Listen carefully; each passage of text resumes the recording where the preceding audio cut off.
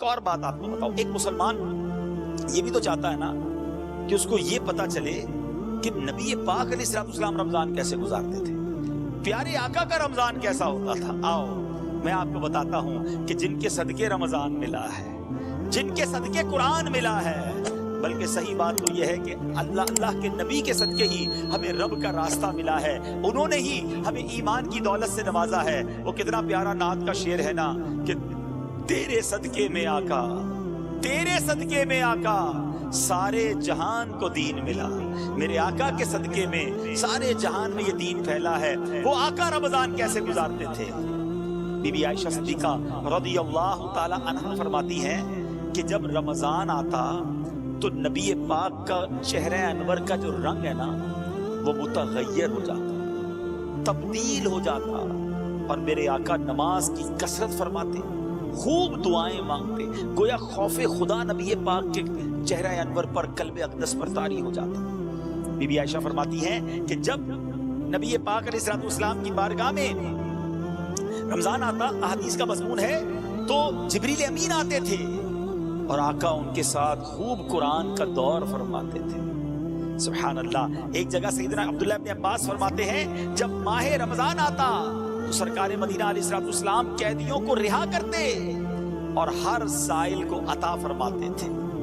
اللہ اکبر۔ رمضان میں آپ خصوصاً بہت زیادہ سخاوت فرماتے، جبریل امین رمضان کی ہر رات میں ملاقات کے لیے حاضر ہوتے، رسول کریم علیہ السلام ان کے ساتھ قرآن کا دور فرماتے، اور جب بھی حضرت جبریل علیہ السلام آپ کی خدمت میں آتے تو آپ علیہ السلام تیز چلنے والی ہوا سے بھی زیادہ خیر یعنی بھلائی کے معاملے میں سخاوت فرماتے۔ ہاتھ اٹھا کر ایک ٹکڑا اے کریم ہے سخی کے مال میں حقدار ہم۔ تو اے میرے میٹھے اسلامی بھائیوں، نبی پاک کا رمضان کیسا ہوتا؟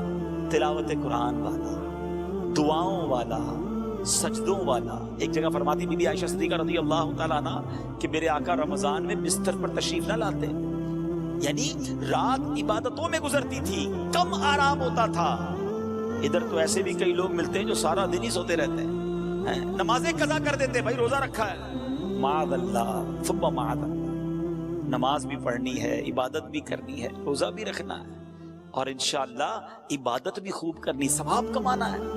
تو بہرحال میرے میٹھے اسلامی بھائیوں، پیارے آقا کا رمضان دعاؤں کے ساتھ، گر گڑا کر نمازوں کے ساتھ، تلاوت قرآن کے ساتھ، اور پھر ہم نے سنا کہ سخاوت کے ساتھ، تیز آندھی سے چلنے والی ہوا سے بھی زیادہ میرے آقا سخاوت فرماتے۔ اب ہم نے کیا کرنا ہے؟ ہم نے بھی ان اعمال کی نیت کر لینی ہے۔